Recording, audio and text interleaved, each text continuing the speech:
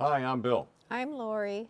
and welcome to our first episode of the Paddle Tap, our new podcast that we'll be doing weekly to share with everyone how we're progressing, anything that might be relevant in the pickleball news arena, and what we're looking forward to over the next week or two as we continue to develop our capabilities in pickleball to get ready for playing tournaments in 2024. So, Lori, I thought the first thing we might share is we went down to San Clemente to watch Major League Pickleball. What's your what were your thoughts on the experience of watching that type of play? Well, we observed 3 days of very intensive pickleball, which was in a beautiful facility. It was really easy to see the players really up close. And some of the lower courts, I mean, you were just like a few feet away from them, crowded onto a court, and it was really a lot of fun. There's a lot of energy, and everybody was really enthusiastic, and it was really fun. Yeah, I think on that one court where the LA Mad Drops were playing the Frisco Pandas, we could have reached out and touched Karen Parento, wasn't it?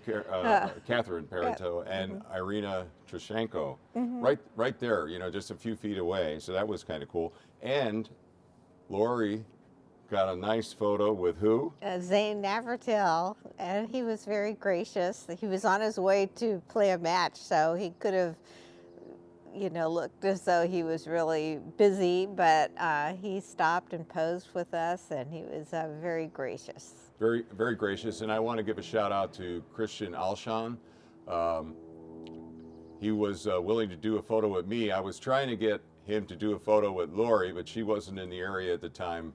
But I did let him know that Lori has a crush on him. So, and actually, we got to say that over the PA system because the guy that goes through the crowds interviewing people stopped by me, and we got to say that.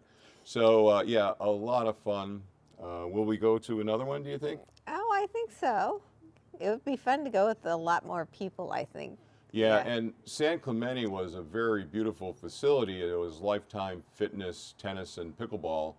And fortunately, it was overcast on some days, so that it wasn't real hot. Yeah, it was really pleasant weather. So it was pleasant. And like most things down that way, in the evening, it kind of starts to cool off. So you just have to bring the right wear. I have to tell a funny story, though. Oh, okay, go. So when they were interviewing Bill and he asked him which one of his favorite players was there, and Bill happened to mention that Christian Alshon was one of my favorite players.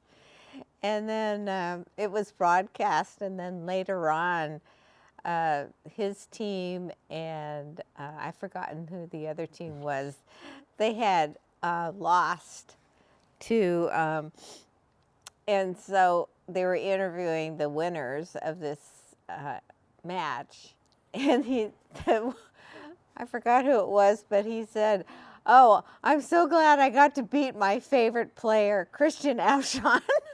Oh, I thought that was really funny. Yeah. Yeah, a lot of chat around Christian, a lot of chat around James Ignatowicz and Hayden Patriquin or something. Yeah, I mean, there's just some really great talent in both the Premier League as well as the Challenger League, and it's going to be interesting to see what happens when the draft comes up in July and they redraft the teams. Now, what I'm wearing here is the Las Vegas Night Owls. And of significance is Tom Brady is part owner with Kim Kleister, Kim Kleister. Kim Kleister, and down here is the Bay Area Breakers. They are in the Night Owls are in the Premier League. The Bay Area Breakers are in the Challenger League, and what's notable about that, at least in my mind, it's an all-Asian ownership team, and they played very well. They got into the finals, I think, but they weren't able to pull it off. So we're going to be following them as, Now, why did you buy that shirt, though? I bought this shirt because I like things that are white and black. So it's as simple It's as not that he was. I he didn't has even know who selected was it. on the team. I found out later who was on the team. So, but we're going to follow the Bay Area Breakers going into the next season. All right. So this part of the podcast is where we're going to call out our video of the week, maybe that we saw a video that we thought might be worth recommending to others to look at. Did you prepare for that? Do you have one in particular? Are we going to like the same one? Is it the interview on pickleball and the brain, or which one did you? That's your favorite. Yeah, what is your favorite? Well, no, you do yours first. Oh, okay. Mine was Jordan Briones had on Dr. Christopher K. Bray, and the title of the video was Pickleball and the Brain. I'll put a link in the video description so you could check out that video. But what I found very interesting was they were talking about the brain, and one of the interesting aspects that Dr. Bray brought out is about drilling. He says just 15 minutes a day, every day of drilling can make a considerable difference, and that really stuck out in my mind. And then he had a lot of other information. He is a researcher and brings forward these information. He's also a 4-0 or 4-5 pickleball player himself, and him and Jordan have been friends for, I guess, some time years. now. Yeah. And he emphasized the social aspects of pickleball and how much it can do to ease depression just in society itself, because people of all different levels and different athletic abilities can participate in the sport and just have a lot of fun. You can have fun the first time you even play the sport. It's just because the ball is so big, and it's just similar to ping pong, and you get to play with people that you may not know previously. When you go to the courts, it's just a great game. And what I liked, he was talking about loneliness, and he was saying that pickleball is the one sport that you can walk onto the court, not knowing anybody. You put your paddle in the rack, and shortly then you're going to be playing with 3 other people, and through that experience, you're going to make some friendships.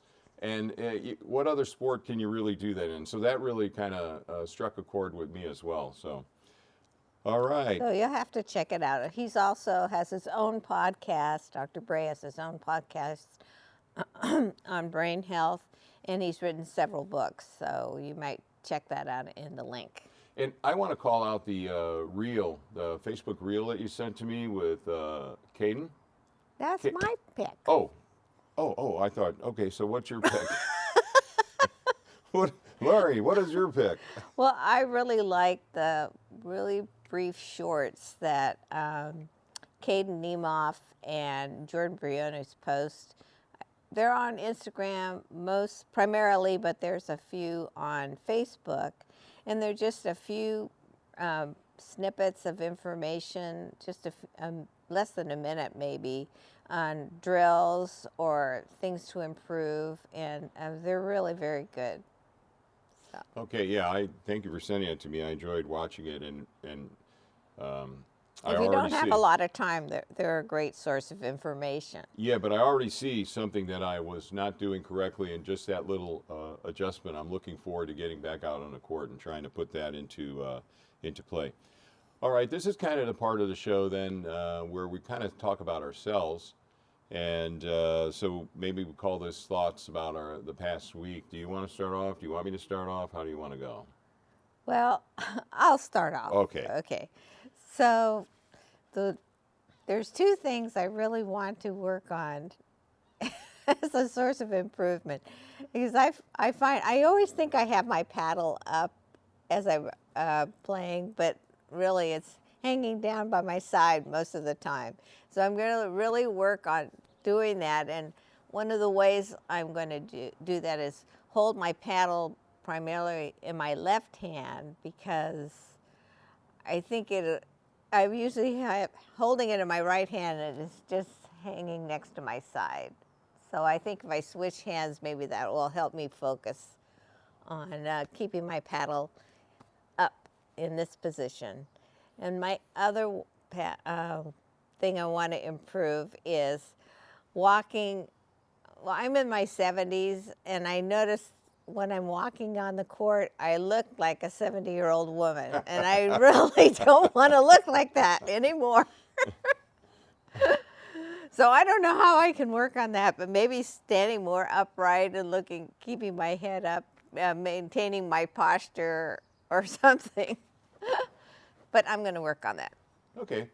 And my thoughts for the past week aren't so much about my performance and things I want to work on, because I want to work on just about everything. But we did have a couple of accomplishments, and I think the big one, and that's the reason we're doing this podcast and why we have a couple videos up already, is because Lori and I have agreed that we're going to train to get ready for tournament play in 2024. So to me, that was a huge accomplishment. Lori is a very good player, and I think it's just the two of us learning how to work together as a team that's going to be key. And also me being very supportive of Lori. As I said in one of the other videos, I sometimes roll my eyes at her when she misses a shot, and that's very unfair. Or more, worse than that, well, actually. I'm working on it, and it's extremely unfair to your partner. So it's demoralizing. we're going to be working on communication, how we communicate on the court during play, and those will be things we'll share in future videos. And I just want to point out, this will be a weekly podcast, but we're also going to be producing other content specific to other aspects of our training and stuff like that. The other thing that we started the YouTube channel, and again, this is really not a how-to channel. This is about our experience as an experiential channel, showing how we're going about doing it. If you get some value out of it, hopefully maybe you're entertained, then that's really its purpose, but not necessarily to show you how to do anything. But I'm going to share some of the things I've done to improve my game over time, and I hope these will be of benefit to you. Yeah, and I'll do the same, but yeah, as well with that. That's a good point. I guess the big thing is we ordered a Slinger pickleball machine. There'll be more on that in future videos. We'll do some videos around that, incorporating the Slinger into our play, drill time and everything. A really big thing is we started capturing video of our play. I bring 2 GoPro cameras to the pickleball courts, and we capture video of our play, and that lets us sit back after, when we get back home, we can go through the videos and we can kind of point out things individually on what I didn't do, or maybe I should have moved more, and those type of things. So I think that's going to help us. You got any thoughts on that video? Well, that's how I noticed my paddle was dragging next to my side, and I was walking around like a 70-year-old woman. Yeah, and there was a couple at the pickleball court that we played against on yesterday morning.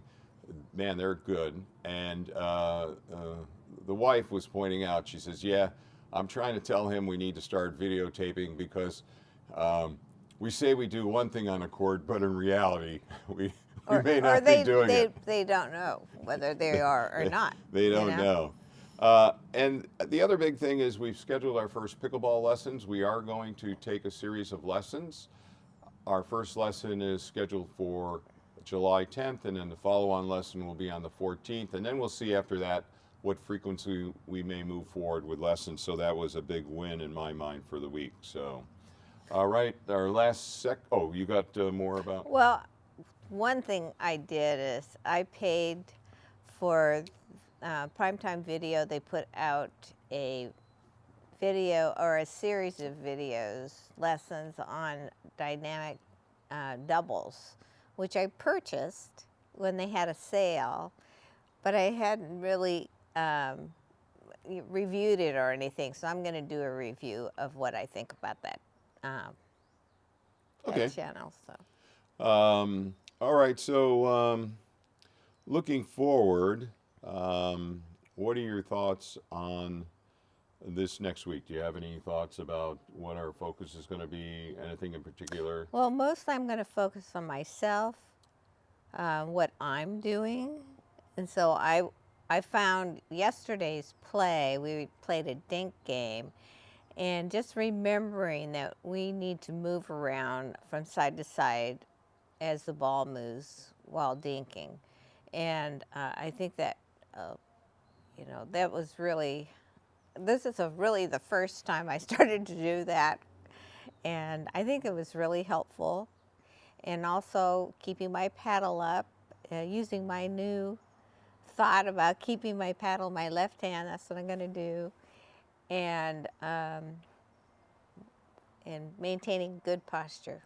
Yeah, that's a good point. So I want to give gratitude to both Kendall and Suzanne, who Susanna, who worked with us to do the dinking game, which was very helpful. And then we all agreed that we'd play a game, and the goal was on the third shot to do a drop to try to get into dinking. I don't know what your experience is, but at the level we're playing currently, there's not necessarily a lot of dinking going on. So thank you, Kendall and Susanna, for just willing to for do drilling that. with us. Essentially, yeah. That was very helpful. So looking forward to this week. Our slinger should arrive on the 27th. We'll do a video on that once we receive it. And the other thing is, I'm a Elks member, and they have combined tennis and pickleball courts. They have been resurfacing them, and they open up again on July 1st. And that is going to be the location most of the time where we'll do our drilling. So I'm looking forward to that opening up.